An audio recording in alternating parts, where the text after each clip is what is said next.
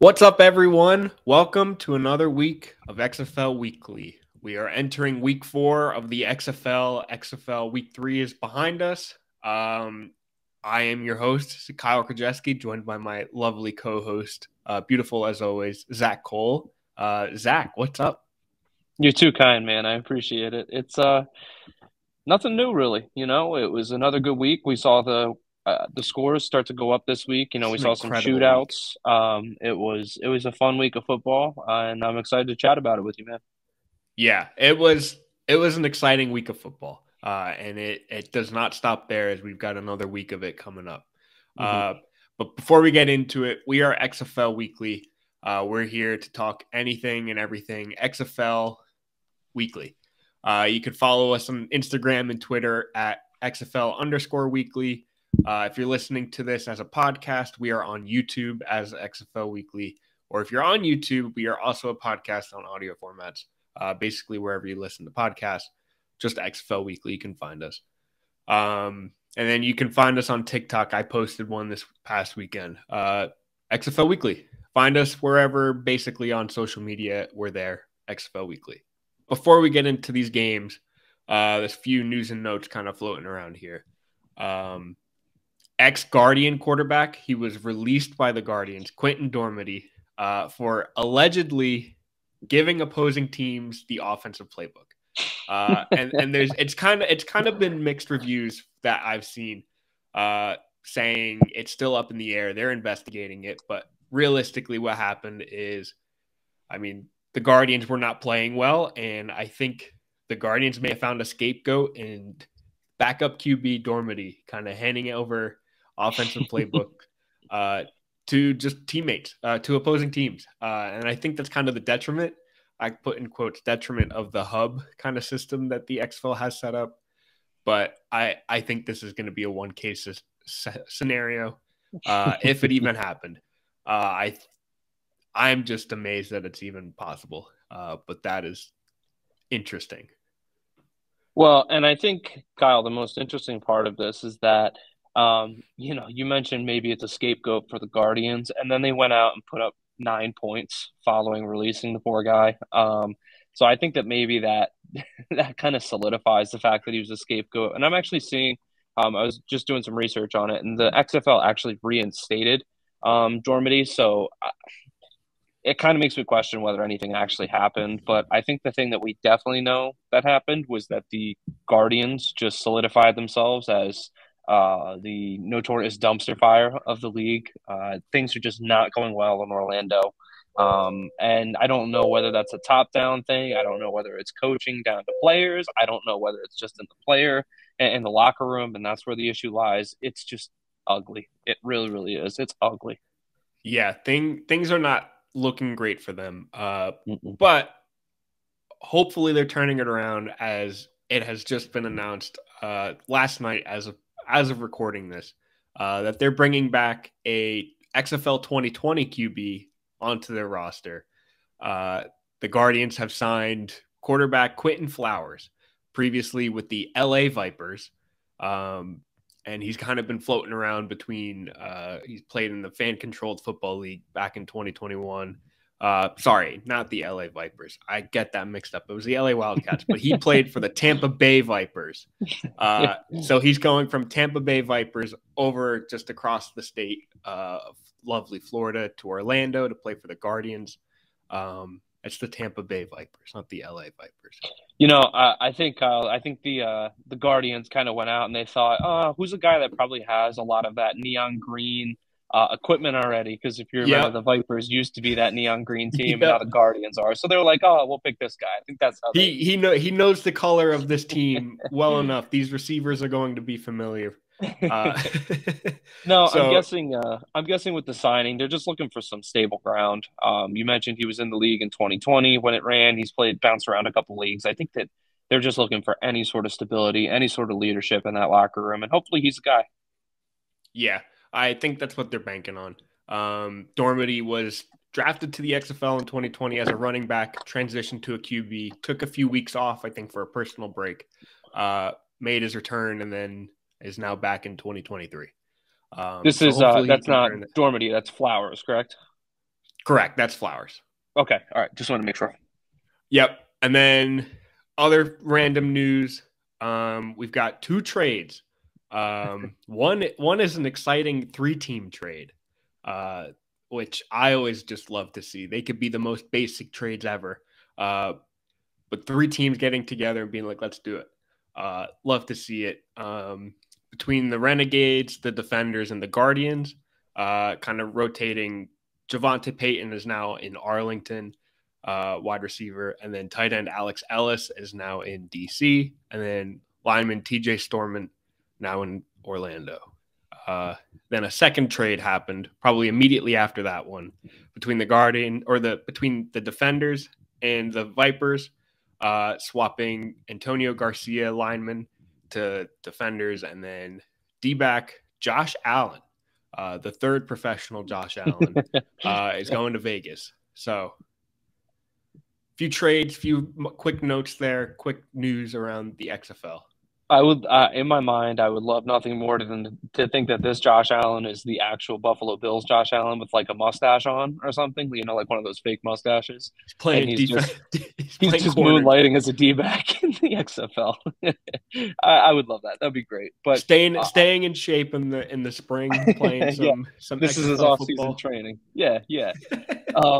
Another quick point I just want to mention. I think it's cool that we saw a 3-team trade in the XFL. I mean, they're real popular in the MLB and the NBA, but we never ever see them in the NFL. So I kind of like that we're starting to think a little bit outside the box already with the XFL and kind of get more creative with the trades. So kudos to those 3 teams that made a trade together.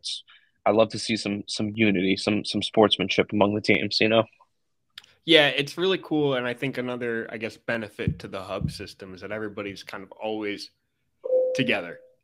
So yeah. I wouldn't be surprised if this is just the first of many 3-team trades. And hopefully it is, because it's exciting and really cool to be like, all right, I want that guy, but they want this guy. And I can't provide that. So that's cool. Yeah, it definitely is. All right. So news and notes out of the way. Let's get into week 3 recap. Just a quick run through of this beautiful week that we saw take place.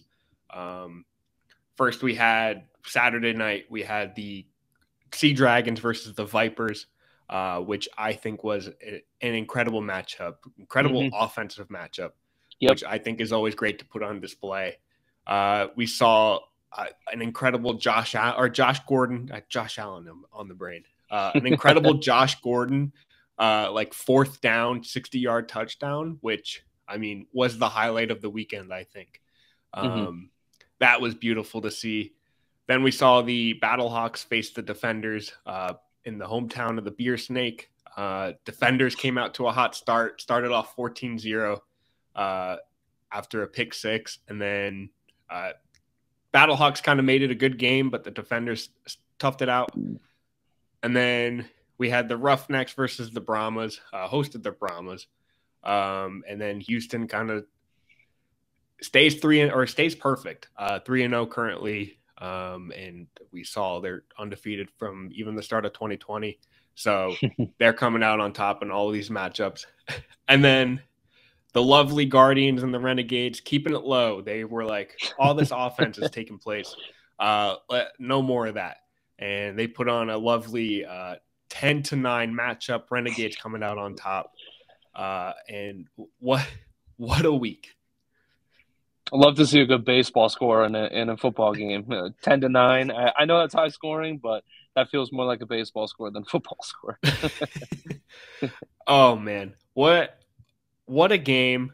But I want to hear your takeaways. I know you had a few guys you wanted to call out, a few special players that you wanted to really. Yeah, I kind of wanted to highlight the quarterbacks from this weekend. I thought we saw some really spectacular quarterback performances from 3 guys specifically, I would say. The first of which was our Saturday game we saw, which was Ben DiNucci. The dude just, excuse my French, threw his ass off in that game. He was just they needed a guy that was going to come out and sling it, and he was that guy. I saw somewhere on Twitter they were like, he's the Patrick Mahomes of the XFL. I was like, all right, let's slow it down a little bit. But he came out, he threw for 377, He threw 4 touchdowns. You alluded to that one about Josh Gordon, and I'm sure you'll talk about him a little bit later, but he was just spectacular in the game. Yeah. And then another guy that thought really showed up, two other guys were AJ McCarron for the St. Louis Battlehawks and Brandon Silvers for the Houston Roughnecks. I mean, McCarron was able to, anytime they needed some points on the board, he was able to deliver for them. Obviously, they came up short to the defenders in the end there, but I mean, he really, I was very impressed. He was super poised in the pocket. Just looked like he was comfortable. I mean, looked like he was totally operating that offense. And we talk about the Guardians and the Vipers and some of these teams that are hurting a little bit at the quarterback position. And I mean, this just goes to show that it means a lot to have a calm, confident, and secure guy at that quarterback position. And I think there's no better example of that than Brandon Silvers with, like you mentioned, 3-0 Roughnecks. I mean, every ball that he was throwing, and again, you'll mention some of these guys in a couple minutes here, but every ball that he was throwing was just on the money, and he was making his receivers look spectacular because every ball he was throwing was catchable, and they could go get it, and they could just make a really nice play on it. So shout out to those three guys. They were a blast to watch this weekend, and we saw McCarron and DiNucci both kind of get to shoot out a little bit. They put up a lot of points, and Brandon Silvers game managed very, very well and led his team to a victory. So shout out to those three quarterbacks. Those were my focal points of the weekend. Yeah, you wanted to highlight the passers. I really wanted to hone in on the receivers here, especially the two Sea Dragons receivers of Josh Gordon, Jahcour Pearson. Sorry, I jumbled that up. Those two, and I'm sure a huge chunk of that thanks goes to Ben DiNucci. But seeing Josh Gordon snag that ball out of the air on that 60-yard touchdown, run around three guys, and just make his way into the end zone was beautiful to see. Jahcour Pearson continues to be a target hog, and it's working out. He's balling out. He's the current receiving leader in the XFL. And then John Trey Kirkland of the Roughnecks. Oh man, probably catch of the season, and will probably be a tough one to beat. But he's dominating.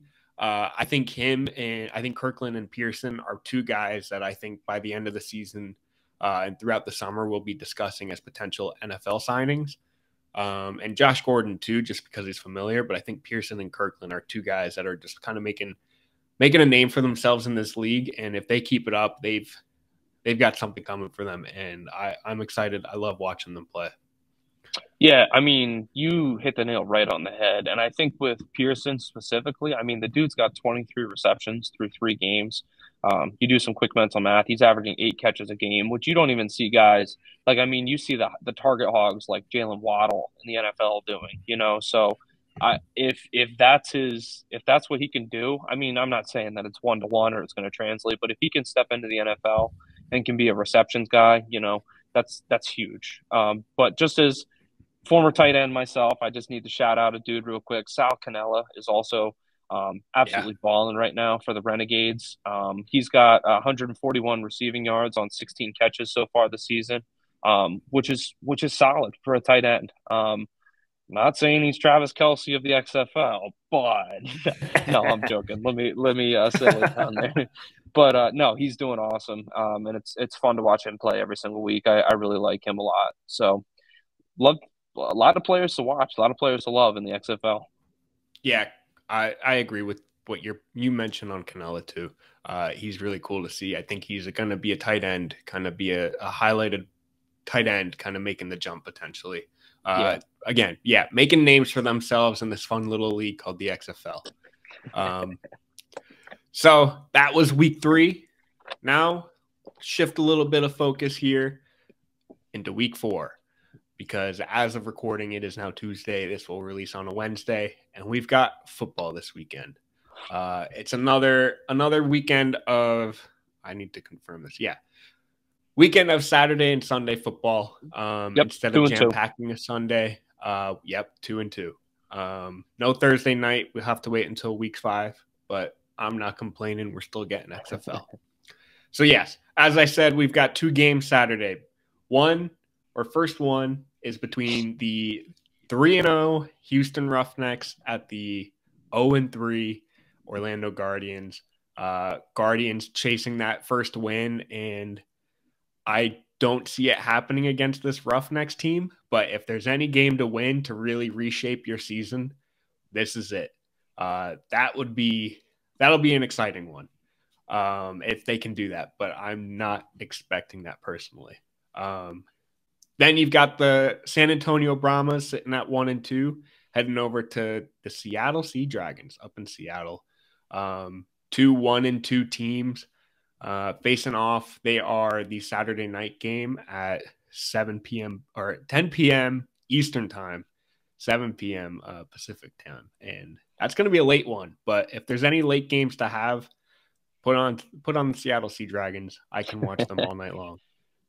Kyle, just to jump in real quick on that game, I think that's two teams. I think we talked about it last week a little bit, but two teams that are better than the record indicates. They're both 1-2, but I think that they both deserve to be 2-1. So this is actually, even though it doesn't look like a real appealing game, this is one of the games that I kind of have circled for this weekend. Yeah, I agree, especially on a Saturday night. That's going to be a good one. Wow, both of these are technically Saturday nights. With the Roughnecks and Guardians facing off at 7 p.m. at night. And then you got one 3 hours later. Oh, yeah, give me 2 night games.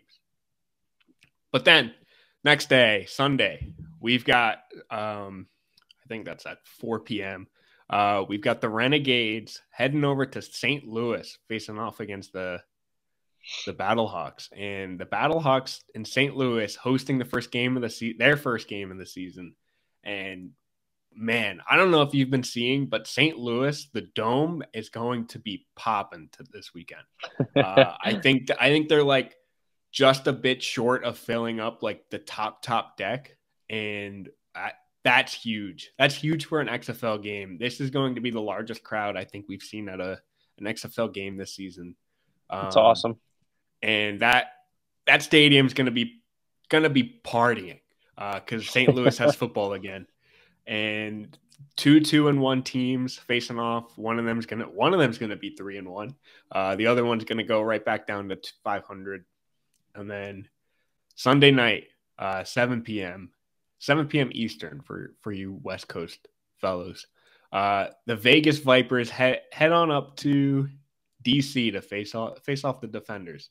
Vipers sitting there at 0-3. And they got to make their way into what is currently probably the best fan base, which may be overtaken by St. Louis this weekend. But yeah, DC's got a rocking stadium right now. These fans are pumped.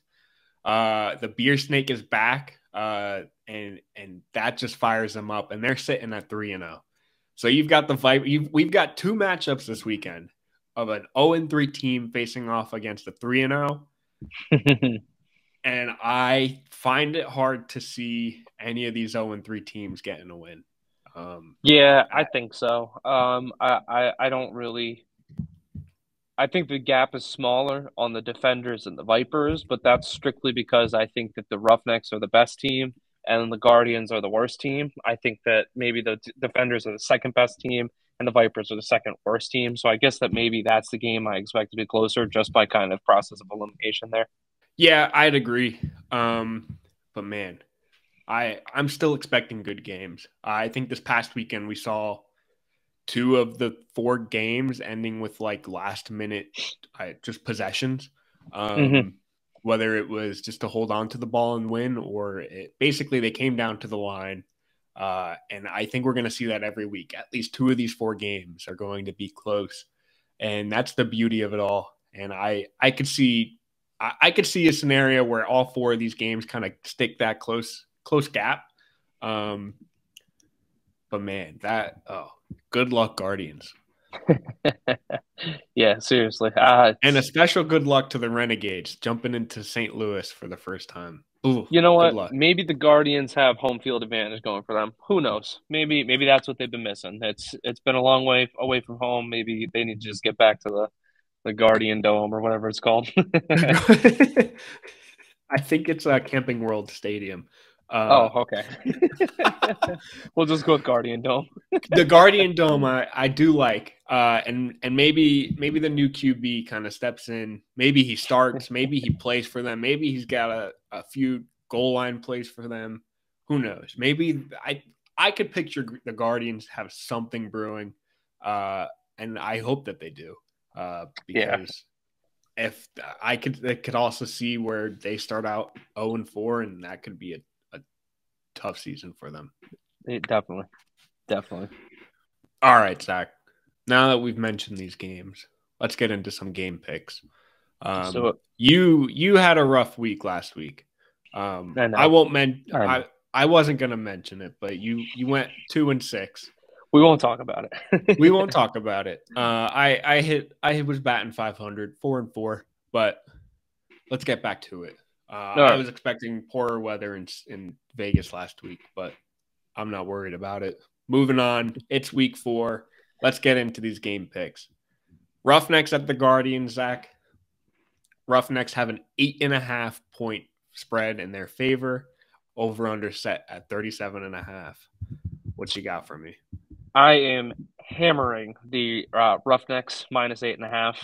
And as for the over-under at 37.5, I'm going to go under as well. The Roughnecks have proven that they have one of the best defenses in the league. Only giving up 13 points this past week. I think 13 points. Let me just double check that. 13 points to the Brahmas, who I like. I think the Brahmas are a decent team. They put up 30 the week prior. And knowing that the Guardians only put up 9 on the 0-3 Vipers, I'm sorry, on the Renegades. Sorry about that. I'm gonna go with the under. So give me the Roughnecks minus 8.5, and give me the under 37.5. Give me the Guardians plus 8.5. Whoa! I'm picturing a close game, and I say close, and I mean like a 4 to 7 point range. Mostly because the way that they kind of kept Arlington, the Renegades, kind of in check, kept that to a low scoring game. I think this is just going to be an oddly defensive matchup. So yeah, give me Orlando plus 8.5, and again under 37.5. I like that. I can tell you what you're picturing. You're picturing the Guardian Dome, and you're thinking that place is going to be jumping. the Guardian Dome with its open roof. It's not even a dome. It's just a field. It's not even a dome. It's probably a parking lot for all we know. In Orlando, it's probably a swamp. Yeah, you're right. But man, yeah. Let's get that Guardian Dome partying and pumping, and it's let's see it under 37. Let's get it jumping. I'm for it. All right, next game, Saturday night. San Antonio Brahmas heading up to Seattle to face the Sea Dragons. Sea Dragons are minus 4.5 point favorite. Over under set at 40.5. What you got? I'm going to take the Brahmas plus 4.5 here. I think the Sea Dragons are a win by the skin of their teeth type of team. And I think that at this, we talked about it a little bit earlier, this 1 and 2 matchup where I think they're both better than 1 and 2. I think it's going to be close, and I think actually the over is going to hit in this game. So I'm going to take over 40.5. I'm picturing somewhere right around 23-20, 22-20, something along those lines. So give me the Brahmas plus 4.5, over 40.5. Yeah, I think I'm going to copy both of those. Brahmas are going to keep it a little bit close. You mentioned it. Seattle plays really close football games, and the over. Close, high-scoring games is the game that the Sea Dragons love to play. So I'm with you. Brahmas 4.5 and over 40.5. And then next pick, Arlington Renegades heading into the Battlehawks dome. So we're jumping from the Guardians dome into the St. Louis one, and we've got Battlehawks are 4 point favorites at -4. Over under set to 36.5. I think I'm going to jump with the St. Louis Battlehawks at -4. I feel like this is where we really see, for one of the first times DC kind of excluded, first times this season where home field advantage really shows. And I think St. Louis is going to be rocking just as much as Orlando. But I think, no, I'm going to go over. Never mind. I debated it. So give me Battlehawks -4 over 36.5. All right. So for this one, I've been looking at it, and I think that I'm going to have to go with I'm going to go Battlehawks -4. I think that offense is potent and can put up points whenever they want. And I am going to go ahead and say that the under is going to hit on this game. Ooh. I wasn't too impressed with the Renegades offense this past week. I love my boy Sal there in the Renegades offense, but I don't know. Their inability to score points worried me a little bit this past week. So I'm going to go under. Under. Interesting. I kind of bank on St. Louis, AJ McCarron kind of being able to put up some points, but the Renegades, that's a good point, but I'm sticking with it. Give me the over. Next game, final game on the slate, 0-2 Vipers, facing off against DC Defenders. Not Defenders just 0-2, 0-3. Oh, dang. I'm still stuck on last week. 0-3. That's right. That game did happen on Saturday. Facing off against the Defenders. Defenders are -6 point favorites. Over under set at 40.5. What are you thinking here? Oh man. Well, the Vipers. Now I will remind you. These two teams faced off 2 weeks ago. This is a very quick rematch. Okay. Again, from week 2, from when they played in Vegas, game ended 18-6 in DC's favor. Well, you know what? That was a very kind reminder of you because I was just looking at the other 2 games that the Vipers have played. Ironically, the one not against the Defenders, and they put up points in those games. So I was like, "Oh, I'll okay, also maybe remind you that game was a downpour. See, you're giving me thinking points here, man. You know what? I'm gonna do it. You know what? I need to make up some ground on you, so I'm gonna go big or go home here. I'm gonna take the Vipers. That's too +6. That's too big. That's too much. Slow your roll, big guy. Slow your roll. I'm gonna go Vipers +6, and I'm actually gonna take the over in this one. Over 40.5. Whew. Bold of you. I'll say nothing else, but that's bold. Because I'm going DC -6. Hasn't proved me wrong yet. Can't bet against the boys. Can't bet against the boys, and I haven't yet, and it hasn't proved me wrong. DC is rolling, and I don't see them stopping this week. I'm going to join you. Give me the over. Yeah. I think both teams can score offensively and defensively, as we've seen the Defenders do. But I think this is going to be a good 44-point matchup, which, I mean, hits the over 40.5. So let's see it. Beautiful, dude.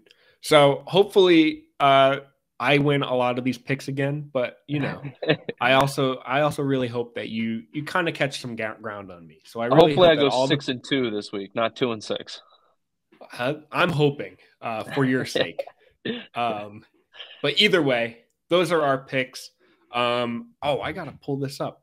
I did want to, once again, that's week 4. I also wanted to highlight our Pick'Em before we close this out. We're up to 17 people, man. It's awesome. We've got a group, that's for sure. And I think they're doing a little too good for my liking. But I will say we've got a dang good group here. And let's expand it. Free to join, free to play. It's XFL Pick'Em. I will have the link and the code, which is like F6798. It's a bunch of letters and numbers. That will all be in the description. That's all you need to know. It'll be there. But jump in. It's free to play. You've got to toss $0 in. It's just going through and making a pick based on the stats that they give you. For example, let's see. What's the number 1 pick this week? Orlando QB Paxton Lynch led his team in rushing week 3 with 43 yards. The most rushing yards Lynch had in college at Memphis was 52 in 2015. Will Lynch have over under 20.5 rushing yards against Houston? And that's an interesting one because it's in the Guardian Dome. but the Guardians also just signed a quarterback. So I'm not telling you my pick. That's up to you, the viewer. If you'd like to join to make the pick, you make a wager. It's like you have 300 footballs to wager on that. And 9 other picks. So it's 10 picks, pick an over-under, and it's just a lot of fun. We've got a little small group that we're looking to grow. So feel free, jump in. Link and code will be in the description. It's really cool, and I think in the future weeks we're gonna discuss kind of giving away a cool little prize. So jump in. Uncle Squirrely, I'm still coming for you. Don't think I forgot. Uncle Squirrely, I'd watch out. That's a threat. I jumped ahead of him. Good. You did. Careful. Good luck, Uncle Squirrely. Right now, we've got a new guy, Turbo Days, jumping up in first. Good luck, guys. We're catching you. But that's it for us. That's it for XFL Weekly for now. Feel free, subscribe, comment, let us know. I had the poll from last week. And surprisingly, the number one team, like in fan base, at least the people who responded to polls. Zach, I want you to make a guess. Who do you think it was?